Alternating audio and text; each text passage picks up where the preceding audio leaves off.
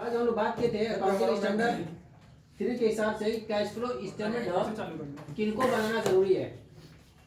Cash flow statement कौन institute बनाएगा, तो उसमें क्या बताया गया था, कंपनियां बनाएंगी, ठीक है ना। और कौन सी कंपनी बताई गई थी, पब्लिक कंपनी बनाएगी, ठीक है। उसके अलावा बताया गया था कि और भी कोई संस्थान जिनकी टर्नओवर कितना हो जाए, 50 करोड़, 50 करोड़ से अगर ऊपर टर्नओवर हो जाए तो वो भी अपना क्या बनाएंगे, कैश फ्लो स्टेटमेंट तैयार करेंगे, ठीक है। अब रोकड़ प्रवाह विवरण में अन्य कुछ स्पष्टीकरण,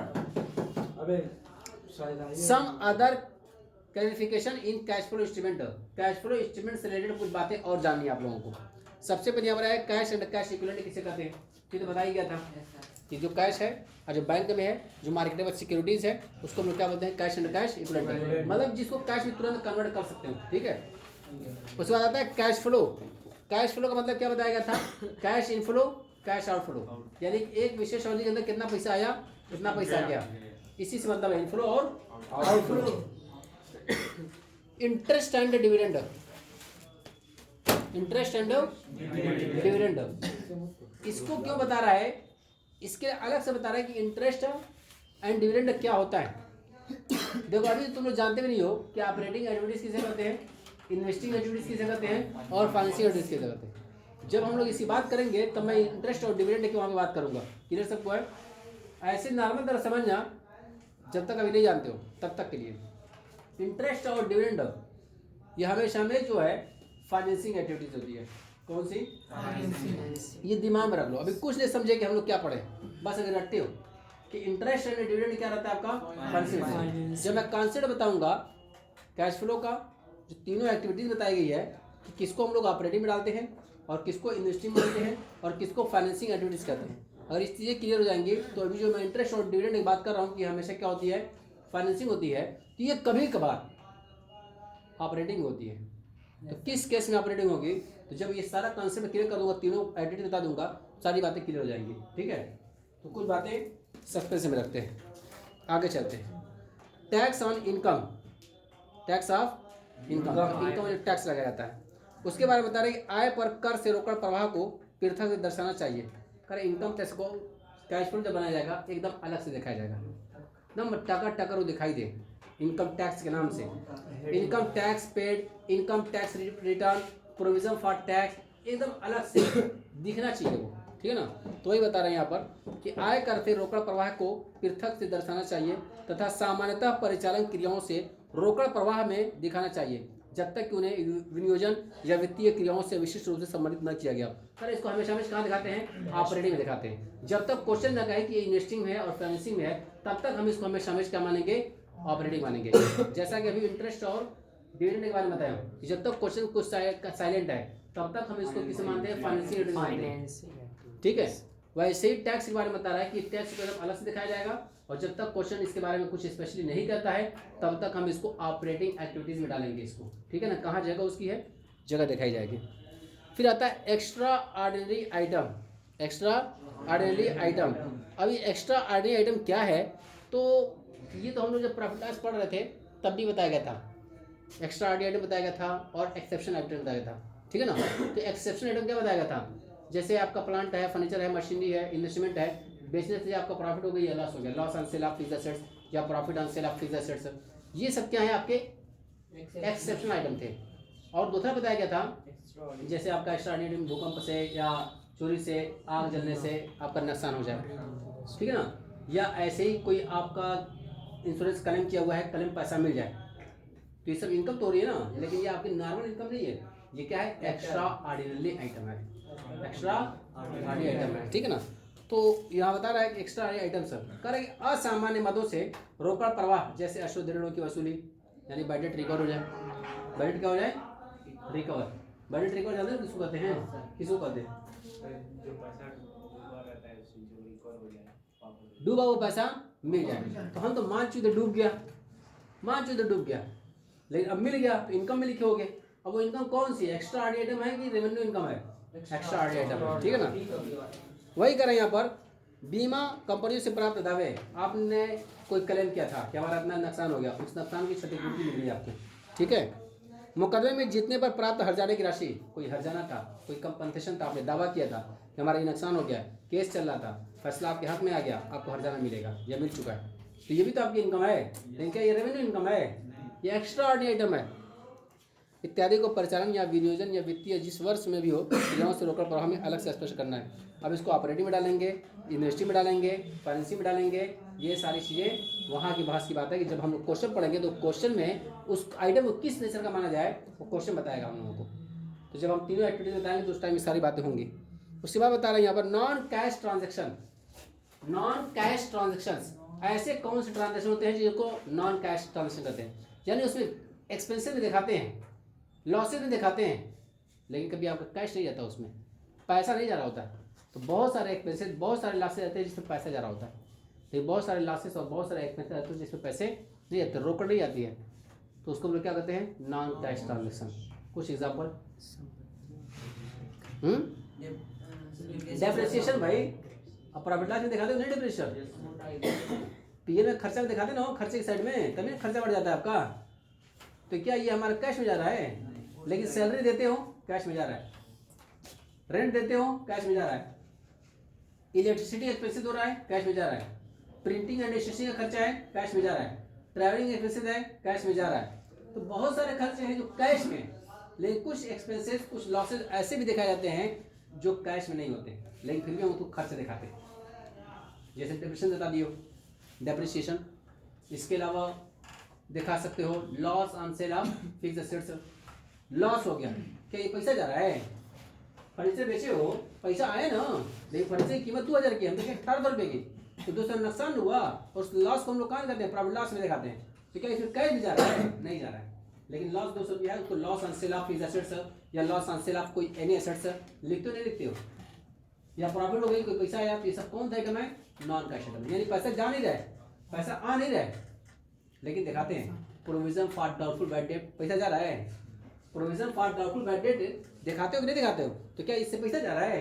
ये डूबने वाले को पैसा देता हूँ, डूबने जाओ नहीं, हम तो मान के चलते हैं कि इतना पैसा हमको मिलेगा नहीं, ये लॉस है, लेकिन कैश में जा रहा है ये। तो चाहे डिडक्शन हो, चाहे प्रोविजन फॉर बैड डेट हो, या इसी तरह से loss on sale of fixed assets हो, या profit on sale of fixed assets हो, ये सब क्या है? आपके नॉन कैश आइटम है। तो एग्जांपल दियो, गुडविल राइट ऑफ दी हुई है, गुडविल राइट ऑफ कर लो, गुडविल राइट ऑफ करो, प्रीमियम एक्सपेंसेस राइट ऑफ कर लो, मतलब चाहे इंटेंजिबल एसेट्स हो चाहे टेंजिबल एसेट्स हो, अगर उसको राइट ऑफ करते हैं, डिडक्शन लगाते हैं, तो उसी कैटेगरी का है। और बाकायदा लिखा गया डेप्रिसिएशन एंड अमोर्टाइजेशन, तो डेप्रिसिएशन भी आ गया उसी में, और गुडविल का राइट ऑफ करो, प्रीमियम एक्सपेंसेस राइट ऑफ करो, चाहे ट्रेडमार्क राइट ऑफ करो, एनी एसेट्स कुछ भी राइट ऑफ करेंगे, ठीक है ना, वो भी इसी में जाएगा आपका। तो बता रहे हैं यहाँ पर सामान्यतः रोकड़ प्रवाह विवरण में गैर रोकड़ व्यवहार नहीं किए दिखाए जाते हैं, गैर रोकड़ व्यवहार नहीं दिखाए जाते हैं कैश फ्लो में। कैश फ्लो में किसको देखा जाता है? सिर्फ पैसे वाली बात, पैसा आया होगा या पैसा गया होगा, गैर पैसे वाली बात जहां पर रोकड़ की बात ही नहीं हुई हो, वो कैश फ्लो में नहीं दिखाए जाते हैं। वही साफ साफ लिखा हुआ है कि सामान्यतः रोकड़ प्रवाह विवरण में गैर रोकड़ व्यवहार नहीं दिखाए जाते हैं, लेकिन कुछ महत्वपूर्ण गैर रोकड़ व्यवहारों को अलग से नोट या अनुसूची में देखा जा सकता है। ये व्यवहार निम्न हो सकते हैं, क्या कहता है? इसको अलग से नोट बना लो, वो चल जाएगा, लेकिन कैश फ्लो में इसको कहीं देखा जाएगा, कैश फ्लो के बाहर कहीं इसको चिपका दिया जाएगा। क्या क्या है? अंशों या ऋण पत्रों के निर्गमन के आधार पर संपत्ति या व्यापार का क्रय, ऋण पत्रों का अंशों में परिवर्तन, संपत्तियों का उधार क्रय, संपत्ति उधार खरीदो, पैसा क्या रहेगा? उधार खरीदो, अलग से दिखा दिया जाएगा इसको, कैश नहीं जा रहा है इसमें, ठीक है। Cash flow from foreign currency, cash flow from foreign currency, foreign currency जानते हैं, विदेशी मुद्रा जो आती है उसको कन्वर्ट कर दिया जाता है, उसमें भी प्रॉफिट या लॉस होती है, ठीक है ना, उसके बारे में बता रहा है। तो कह रहा है विदेशी मुद्रा से रोकड़ प्रवाह को,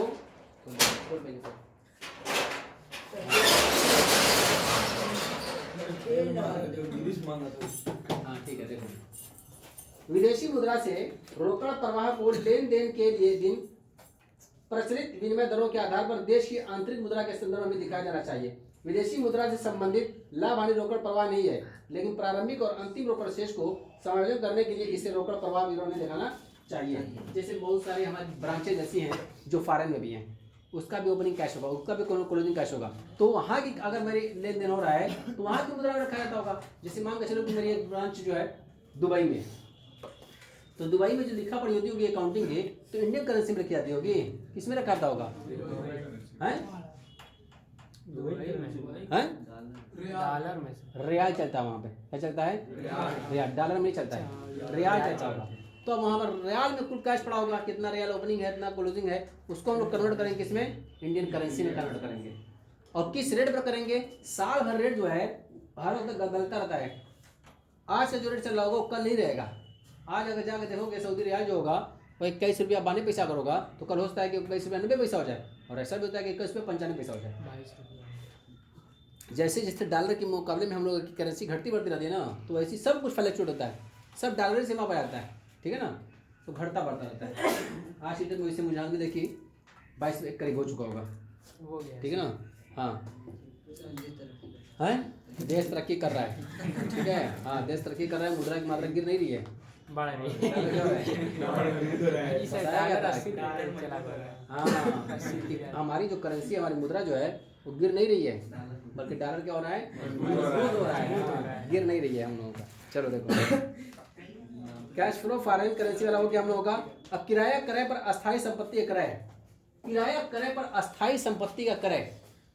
अब किराया क्रय किसको कहते हैं? कोई बता सकता है क्या? हायर परचेज, कोई बताए हायर परचेज किसे कहा जाता है? सर एक बार पैसा ना जाने किस्त में पैसा दे दिया तो उसका सही बात है, हायर परचेज। तो फिर इंस्टॉलमेंट किसको बोलते हैं? तो इसी को किस्त है।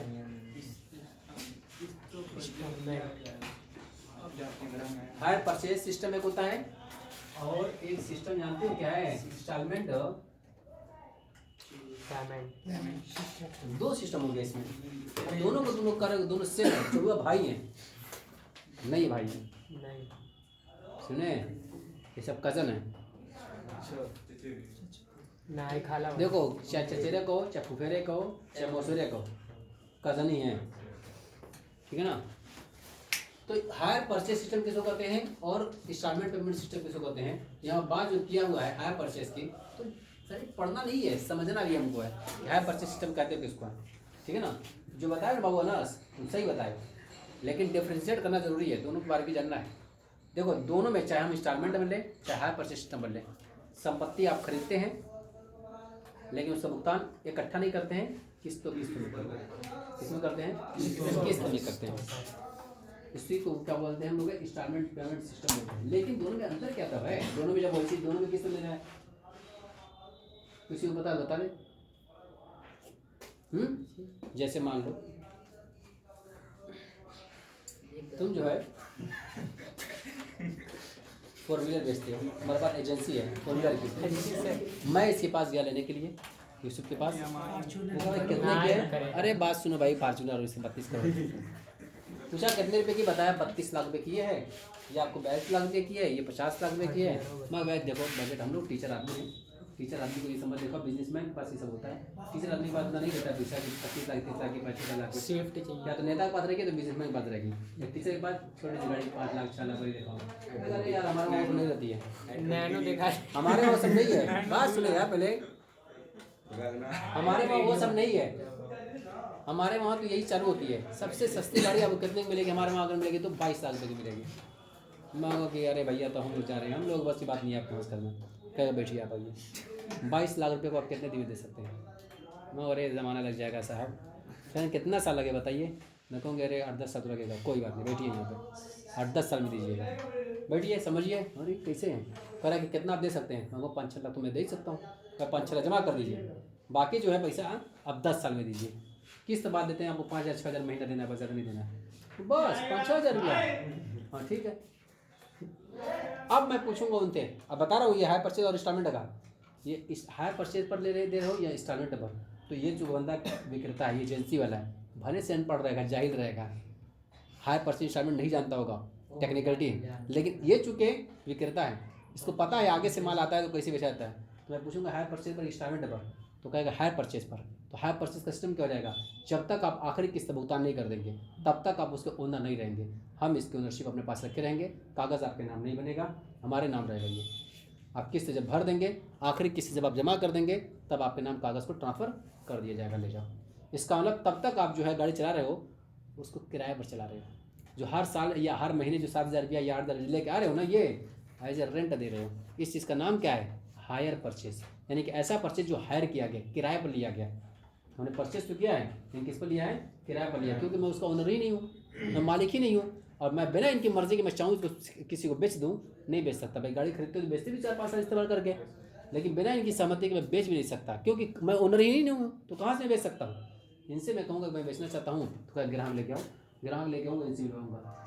हाँ भाई ले लो गाड़ी, तुम कितना दोगे, किस्त बची हुई है, इसी किस्त तुम जो बताओ। हाँ अच्छा, सब कुछ सिस्टम साफ हो जाएगा, तब मैं बीच में से हट सकता हूँ, नया कोई बंदा आकर के उस गाड़ी को कर देगा। लेकिन मैं डायरेक्ट रूप से नहीं बेच सकता, क्योंकि मैं उसका मालिक ही नहीं हूँ। मालिक कब बनूंगा, जब आखिरी किस्त भुगतान कर दूंगा तब। ये है हायर परचेज सिस्टम, यानी कि इसमें किराए पर परचेज किया गया। हायर का मतलब क्या होता है, हायर करना, किराया पर लेना, ठीक है ना। और इंस्टॉलमेंट में क्या होता है, ये कहेंगे ठीक है आप गाड़ी लेके जाइए, किस्त 7,000 रुपये 8,000 जमा कर दीजिएगा, ये कागज़ भी ले जाइए, उसी टाइम मेरे नाम कागज़ हो गया। मैं जब चाहूँ 2 साल बाद, 3 साल बाद, 1.5 साल बाद, 1 साल बाद अभी ले जाकर किसी को लाड़ भेज दूँ तुरंत उसको, क्योंकि मैं उसका ओनर हूँ, मैं मालिक हूँ, उसी टाइम ओनरशिप ट्रांसफर कर दिया है। उसको लोग क्या बोलते हैं, इंस्टॉलमेंट पेमेंट सिस्टम बोलते हैं। तो हायर परचेज सिस्टम और इंस्टॉलमेंट पेमेंट सिस्टम जब तुम लोग बीकॉम फर्स्ट ईयर में जाओगे, सेकंड सेमेस्टर में जाओगे, तो तुम लोग को एक चैप्टर मिलेगा हायर परचेज सिस्टम और इंस्टॉलमेंट पेमेंट सिस्टम का।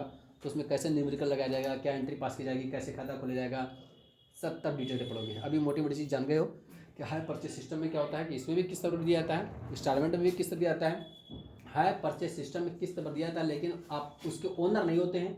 इंस्टॉलमेंट पेमेंट सिस्टम में ओनरशिप भी ट्रांसफर कर दी जाती है, ओनरशिप भी ट्रांसफर कर दी जाती है। इधर है ऐसे, यहाँ बताया गया था कि जो अगर कोई आप संपत्ति खरीदते हैं और उसमें किराया पर ली गई है, तो उसके बारे में क्या प्रोविजन है वो बता रहा है यहाँ पर। तो कर यहाँ पर किराया किराए पर अस्थायी संपत्ति या क्रय कर, यदि कोई संपत्ति किराया क्रयपद्धति पर क्रय की हो तो किस्त में ऋण तत्वों के विनियोग क्रियाओं में भुगतान में ब्याज तत्वों को वित्तीय क्रिया में भुगतान में दिखाया जाएगा। अब जब भुगतान करते हो, यहाँ पर किस्त देते हो, 7,000 के 8,000 किस्त देते हो, तो उसमें जो है ब्याज भी जुड़ा हुआ है। तो जो ब्याज है उसको कह रहा है कि आप उसको अलग दिखाएंगे, और जो फिक्स एसेट्स की वैल्यू है उसमें अलग दिखाएंगे। जैसे हो सकता है कि 7,000 जो किस्त दे रहे हो उसमें 1500 रुपये ब्याज हो और 55 रुपये क्या हो वो। अब ब्याज कैसे कैलकुलेट किया जाएगा, उसके लिए भी तुम लोग बीकॉम फर्स्ट ईयर में जाओगे, इसीलिए तुम्हें कहा जाए बीकॉम फर्स्ट ईयर करना, ताकि तुम लोग इसको जान सको। नहीं करोगे तो फिर इकट्ठा तुम लोग क्या पढ़ोगे, कहीं नौकरी लग जाए किसी एजेंसी में, इसे मान लो यूसुफ जो है वहाँ का चेयरमैन है, तुमको रखेगा कल शायद तुम बताता हूँ पढ़ेगा तो निकाल दूसरे का देगा। चलो देखो, तो कह रहे यहाँ पर यदि कोई संपत्ति किराया क्रयपद्धति पर क्रय की गई हो तो किस्त में ऋण तत्व को विनियोजन क्रियाओं में, यानी किसमें ऋण तत्व को, जो लोन है उसको कहाँ दिखाएंगे, इन्वेस्ट किया गया। भाई गाड़ी खरीदो इन्वेस्ट ही तो है ये। जो ब्याज को वित्तीय क्रियाओं में, जो ब्याज दिखाया कहाँ दिखाया जाएगा, फाइनेंशियल में दिखाया जाएगा, जो भी ब्याज वगैरह होगा, ठीक है ना। तो ये सब बता रहा है, और ये सब उतना जानना भी नहीं है, आएगा भी नहीं क्वेश्चन में भी, ये जानकारी के लिए दिया हुआ ये सब चीज़ें। अब आता है ऋण पत्रों पर ब्याज, ऋण पत्र पर ब्याज। अब ऋण पत्र जानते हैं किसे कहते हैं, भाई बैंक से जब लोन न लेकर के हम किससे लोन लेते हैं, पब्लिक से लोन लेते हैं, और उसके बदले में कागज पत्र इशू कर दिया जाता है, ताकि आपके पास प्रूफ रहे कि आपने मुझको 5,000 दिया, आपने 1 लाख दिया, आपने 25,000 दिया, आपने 10,000 दिया। तो क्या करता है ऋण पत्र, इसका ऋण पत्र ऋण का प्रमाण पत्र है। ऋण पत्र क्या है, ऋण का प्रमाण पत्र, ऋण का सर्टिफिकेट है कि आपने हमको लोन दिया हुआ है, और पर ब्याज इतने % हिसाब से दिया जाएगा, इतने दिन बाद पैसा लौटाओगे, सारी बातें उस पर लिखी रहती हैं उस पेपर पर। तो ऋण का एग्रीमेंट पेपर होता है वो, ठीक है। तो ये सब चीज़ें क्या है हमारे पास, उस पर ब्याज दिया जाएगा। तो ऋण पत्र हमने इशू किया, इतना लोन लिया, हमने लोन लिया तो उस पर ब्याज दूंगा। ये ब्याज क्या होगा, रेवेन्यू होगा कि रेवेन्यू का, इसको ऑपरेटिंग में डाला जाएगा, इन्वेस्टिंग में डाला जाएगा, फाइनेंसिंग में डाला जाएगा। तो किस में डाला जाएगा, अभी मैंने बताया था कि इंटरेस्ट ऑन डिविडेंड जो है नॉर्मल कहाँ दिखाएंगे हम लोग, इसको फाइनेंसिंग में दिखाएंगे। कहाँ दिखाएंगे, फाइनेंसिंग में दिखाएंगे, इंटरेस्ट ऑन डिविडेंड। अब इसके बारे में जो कॉन्सेप्ट बताऊंगा, जब मैं बताऊंगा तीनों चीज़ों को, तब उसमें समझ आऊँगा। अभी बस इतना याद रखना कि इंटरेस्ट और डिविडेंड नॉर्मल तौर पर कितना किस में जाएगा, फाइनेंसिंग एंटिटी में जाता है, ठीक है।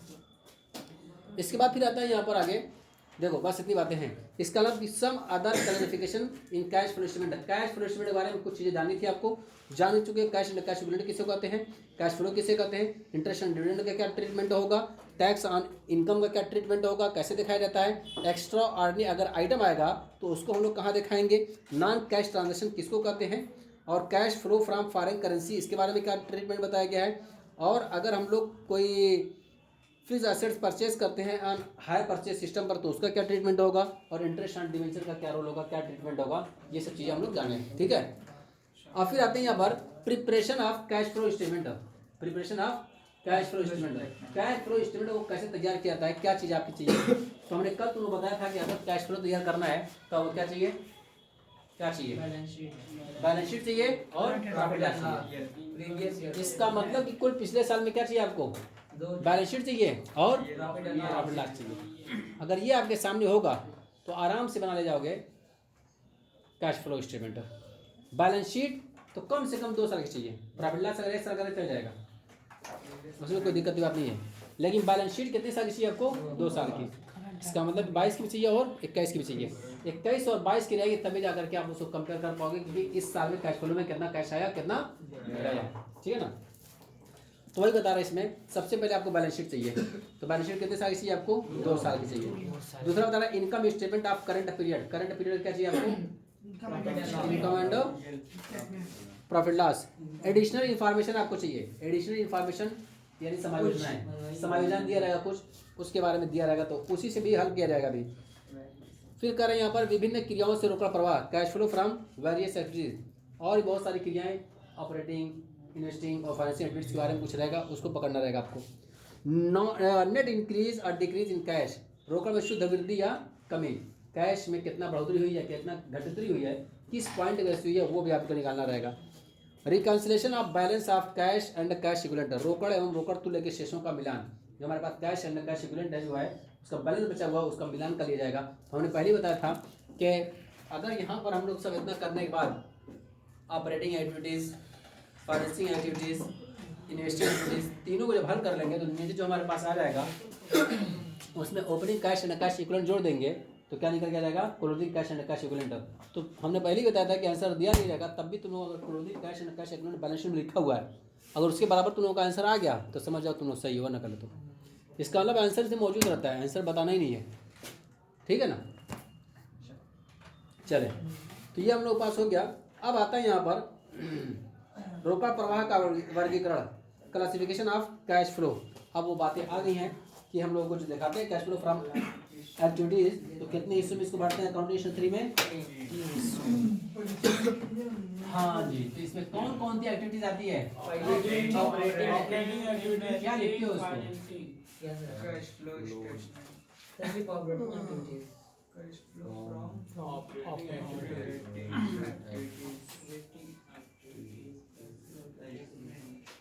ये रहा cash flow from operating activities निकालना रहेगा। Number 2 cash flow from university activities. हाँ नहीं, सही बताओ, सही बताओ, ऐसे मत पूछो, गुस्सा मत कर दो, तुम गुस्सा करते रहते हो, मैं मजाक करता हूँ, तुम गुस्सा करते हो। ये ज़्यादा सुने होगा। हाँ वो तो बात है, मैंने कह रहा था कि ज़्यादा सुने। हाँ अरे ऐसा नहीं बोला, गुस्सा कर देते हो। ऐसा मत काम करो यार कि मुझको अच्छा ना लगे।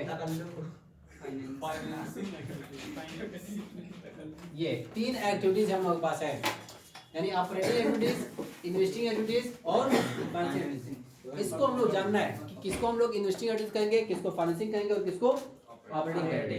अगर तुम लोग किसी को जानते हो तो बताओ, किसी तीनों बारे में जानते हो, किसी बारे में वो साफ मत करना, खुद से बताना साफ साफ।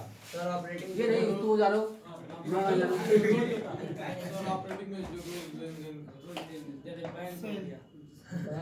रोज रहता है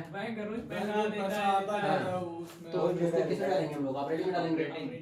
और कोई इन्वेस्टिंग में छोटा करें या बड़ा, वो इन्वेस्ट लॉन्ग टर्म में, शॉर्ट टर्म बोरोइंग, इन्वेस्टिंग या फाइनेंसिंग, जो आता है जैसे वित्तीय पूंजी है और क्या इसका नहीं असेट्स नहीं है, इन्वेस्टिंग में जाएगा। चलो बता दो तुम लोग ना, खाना तुम लोग को बताओगे। चलो देखो शाहरुख खान बन जाते थे, जानते हो कि तुम किसी एजेंसी हमारे बनेंगे इंशाल्लाह। और क्या डायरेक्टर की बात हो रही है यहाँ पे? नहीं, हाँ ये अलग बात है, तो तुम कंपनी मैन्युफैक्चरर हो, ये एजेंसी भी है, ये हो सकता है। तो ऑपरेटिंग एक्टिविटीज जो तुमने बताया हो कि बैंक से लेन देन जो होता है रोज होता है उसको लिखाता है नहीं। नहीं ऑपरेटिंग एक्टिविटीज का मतलब कि जो आप बिजनेस ऑपरेट करते हो, बिजनेस को संचालित करते हो, बिजनेस चलाते हो, ध्यान सुनो पहले, बिजनेस चलाते हो तो उससे जो आपकी इनकम होती है उसके जो एक्सपेंसेस होते हैं वो जो कैश में आते हैं, कैश में जाते हैं, वो जो नेट अमाउंट आएगा उसको हम किस में डालेंगे? ऑपरेटिंग। बिजनेस ऑपरेट करने संबंधी जो आपकी इनकम होगी, जो एक्सपेंसेस होंगे, इनकम जो कैश में आएगी, जो मिली नहीं है उससे कोई मतलब ही नहीं है। जैसे हो सकता है कि हमने माल बेचा 50 लाख रुपए का, लेकिन 10 रुपये मिलना बाकी है, भी है 10 लाख रुपया डेटर हमारे पास है, सही मायने कितना मिला था आपको? 40,000। अब माल परचेस किया 42 लाख रुपए का, कितने का? 7 लाख रुपया अभी देना बाकी है, कितने का दियो? 40 लाख में कितना दे दोगे? 35। उसके बाद फिर सैलरी है, वेजेस है, कमीशन है, डिस्काउंट है, ये सब खर्चा है ना, ये सब कैश में जा रहा होगा ना, तो इसमें से जो आउटस्टैंडिंग होगा उससे मतलब नहीं है, जो पैसा जाएगा उसको घटा दोगे, नेट कैश निकल के आ गया। इसका मतलब जो रोजमर्रा की चीज का मतलब ये नहीं कि जो बैंक से पैसा आता जाता है। ऑपरेटिंग का मतलब होता है कि जो बिजनेस ऑपरेट करने से जो इनकम होगी, जो एक्सपेंसेस होंगे, उसको हम लोग कैश में जो देखेंगे, कैश कितना आ रहा है, कैश जा रहा है, वो जो होगा एक्टिविटीज वो किसमें बोली जाएगी? आपकी ऑपरेटिंग। ठीक है ना?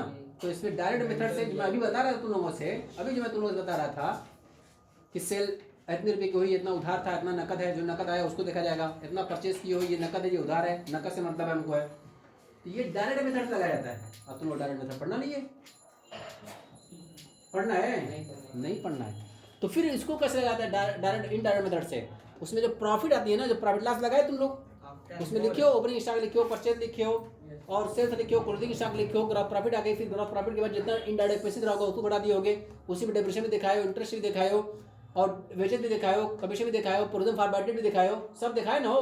दिखाने के बाद अभी क्या आ गई होगी? नेट प्रॉफिट आ गई होगी। अभी नेट प्रॉफिट आ गई है, तो तुम लोगों ने दिखाया था कि कंपनी जब प्रॉफिट बनाती है, यहाँ पर जब नेट प्रॉफिट आती है तो याद करो 4 दिन की बातें हुई है। इस प्रॉफिट को हम लोग कहीं ले जाते थे, कहाँ पर ले जाते थे इस प्रॉफिट का? हाँ बैलेंस शीट में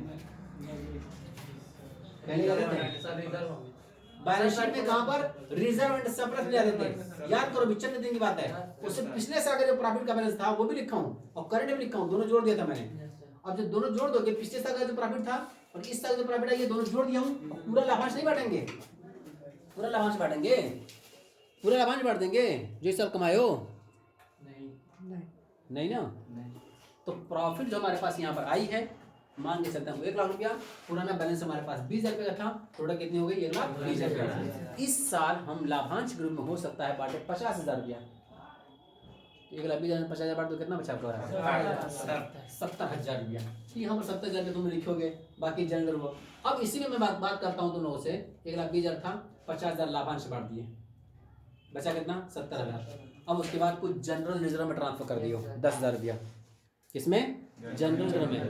और एक तुमने बताया था डिविडेंड इक्वलाइजेशन फंड एक बनाने बताया था, डिविडेंड इक्वलाइजेशन फंड, तो बाबू लिख दे, तुम लोग समझाइए, इसको भी जान जाओ। आज छोटे हो, अभी दिमाग में सब बढ़ जाएगा, बड़े होकर के सब चीज़ तुम जानते रहोगे तो कहेंगे कि यार तुम कहाँ से पढ़ के आए हो इतना?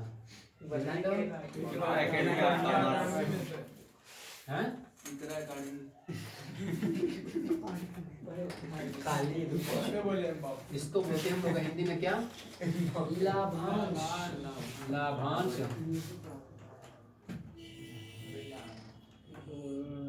समानीकरण,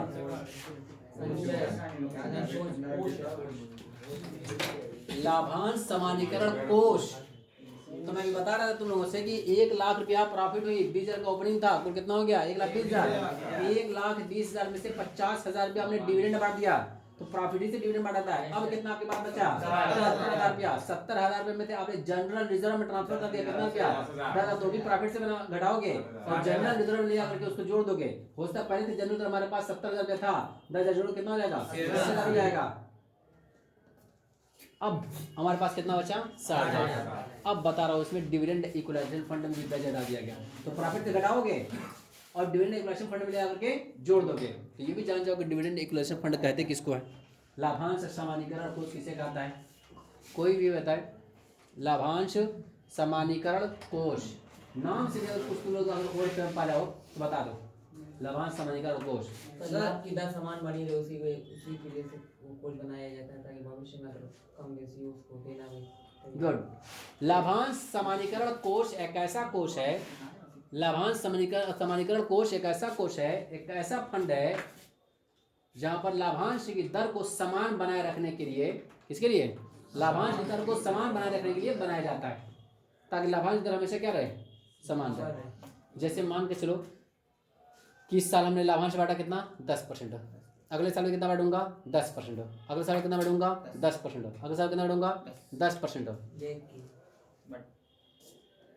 लेकिन उतना आएगा कैसे? तो जरूरी है कि प्रॉफिट हर साल उतनी हो कि हर साल 10% ले लेंगे तो कभी प्रॉफिट ज़्यादा हो गई, कभी कम हो गई, तो क्या करोगे?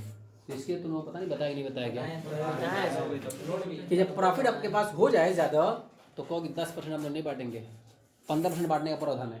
बाकी 15% मत बांटो, 10 ही बांटो, 5% को अलग निकालो, उसको किस में डाल दो? लाभांश समीकरण दो उसमें, 10% बांट दो। फिर अगले साल प्रॉफिट कुछ कम हो गई, इतनी कम हुई कि हम लोग 8% बांट सकते हैं, बाकी 8% मत बांटो, अभी बेइज्जती हो जाएगी हम लोगों की, कंपनी की वैल्यू शेयर की घट जाएगी, कंपनी का वैल्यूएशन घट जाएगी, लोग जान जाएंगे यार ये बड़ा बांटा था ना। अब क्या करो उसको, वहीं से जो 5% रखा हुआ है ना उसमें 2% निकाल करके 10% कर दो, इनको दे दो। अभी भी 3% हमारे पास बचा हुआ है, दे दो उसी में से।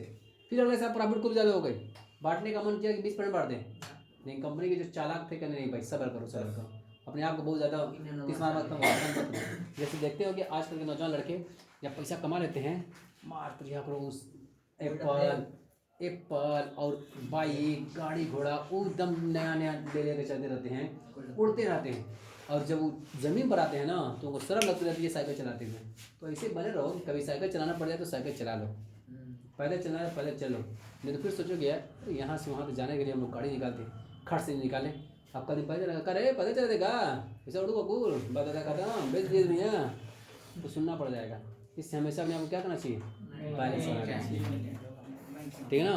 बैलेंस बना के चलो, कभी साइकिल चला लो, कभी गाड़ी भी चला लो, कभी पैदल भी चल लो, दूसरे के चक्कर में पड़ो क्या कहेगा, ताकि हालात जैसे रहें। अगर बहुत अच्छे हैं तो लोग कहेंगे कि यार देखो इसकी आला ज़रफ़ी देखो, इतना पैसा है लेकिन उसके बावजूद भी पैदल चलता है या साइकिल भी चलता है। समझ में आ रही है? ये नहीं कि एकदम उफान मचा रहे, वर्तमान में लोग जलने लगे, जल करके इतना तुम जला दें कि भ्रष्ट हो जाओगे। इसलिए जो है बचना चाहिए, नज़र बद से बचना चाहिए, नज़र लग जाती है उस पर। पैसा कमाने के वजह से इतना लोग देखने लगते हैं कि आँख लग जाती है, उसको कहते हैं ना नज़र लगना, वही सब चीज़ें लग जाती है, इसलिए बचना चाहिए हासद से। तो मैं डिविडेंड इक्वेशन फंड की बात कर रहा था, तो 20% बांटने का मन किया तो जो चालाक थे वो कहा कि नहीं भाई मत अपने आप को बहुत हाई फाई दिखाओ कि हम लोग 20%, अगर सब तो ये 2% देते रहे तो हालत खराब हो जाएगी। 10% रखो और 10% बांटो। अब ये भी 13% बचा हुआ हमारे पास, अगर ऐसा प्रॉफिट इतनी कम हुई तो 1.5% बांटना ही था, 1.5%। तब तो मुँह से बातें बढ़ते हैं, पिछले साल तो बड़ा 20% बांटे थे।